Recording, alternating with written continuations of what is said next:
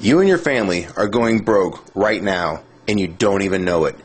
When the gold standard was set in place, the price of gold remained a constant $20.65 per ounce, and this price fluctuated only 1 penny over the years 1833 to 1890. That means that for 57 years, the US dollar was literally as good as gold. And that's how the United States currency was designed to be from the very beginning. The Constitution states that our currency was meant to be only gold and silver, to prevent exactly what's happening to the US dollar right now. From the years 1891 to 1930, the price of gold per ounce was still very stable. The low was $20.58 per ounce, and the high was $21.32. And this means that between the years of 1833 to 1930, for a total of 97 years, the price of gold changed in US dollars only 74 cents from top to bottom. Interestingly enough, the price of gold hit an all-time low during the Depression year of 1931. And many people believe this is done on purpose by the newly formed Federal Reserve to really twist the knife in the economy of the day, by reducing the total amount of money in circulation and thus making even the smallest amount of money very tough to come by. There is a common mistake by some people to think that the Great Depression is why the Federal Reserve was created. The truth is the Federal Reserve was in fact created in 1913, and this is well before the Great Depression. Since the Fed's creation, we've been slowly going off the gold standard, until finally, on August 15, 1971, President Nixon, one of the worst presidents in our country's short history, announced the United States would no longer redeem U.S. currency for gold.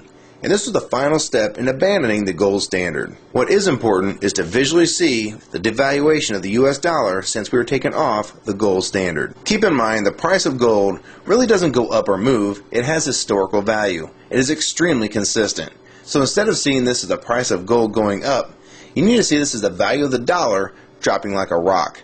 The price of gold has been flying right now. It has recently been as high as $1,030 an ounce all the way down to $870 an ounce. And what I find most interesting is if you want to buy a brand new Corvette convertible in 2008, it would cost roughly $55,000. So in gold, that'd be roughly 60 ounces of gold at the spot price of $930 per ounce.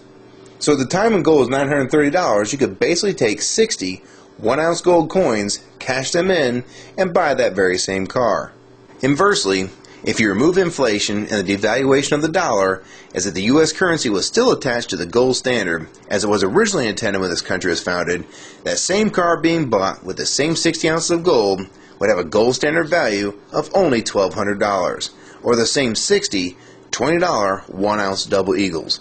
So if that car price today is $55,000 and the gold standard value is $1,200, this means that we're sitting on roughly $53,800 inflation over the last 100 years for a $1,200 item. This brings the original dollar value to roughly 2 cents of today's money. I'm sure this is pretty tough to imagine, and some people can't handle this concept and will try and blow it off as incorrect. The fact is, this is what's really going on with our currency. Don't believe me? Try this one. Back in 1964 and earlier, a quarter would buy you roughly a gallon of gas. This is because the quarters made in 1964 and earlier were made of 90% silver and 10% copper. So the spot price of silver being $17.20 an ounce, this makes that quarter's actual value $3.11. So you can see that same 1964 quarter will still buy you roughly a gallon of gas today. And in case you're wondering, it takes about 5.5 silver quarters to make up a full ounce of silver. This is a fact. The price of gold may fluctuate with the value of the dollar. But this doesn't change the fact that precious metals such as gold and silver have maintained their value throughout time. And the only thing that changes is the value of the currencies that are not tied to gold and silver. This is what the Founding Fathers warned us about and tried to prevent from happening with the Constitution. What people need to understand is that the excess printing of the United States currency is just another tax on the American people. It takes the value of the dollars that they have and makes them worth less in the long run. Meanwhile, you're still making roughly the same amount of money, yet the prices for everything from gas to milk are going up constantly, when in fact nothing is really going up in price. It's the dollar's actual value that's been dropping and not prices going up. I can't emphasize this enough. If you like this video and find it helpful, please rate it and share your comments on the subject, favorite it, and most importantly, please share this video with everyone you know. I can't tell you how important this is. We need to let people know that they're losing all they worked so hard for and they don't even know it. And only with your support and help can videos like this be seen by people that really need to see what's going on with their money and the economy of the United States. So please help support this channel and others like it.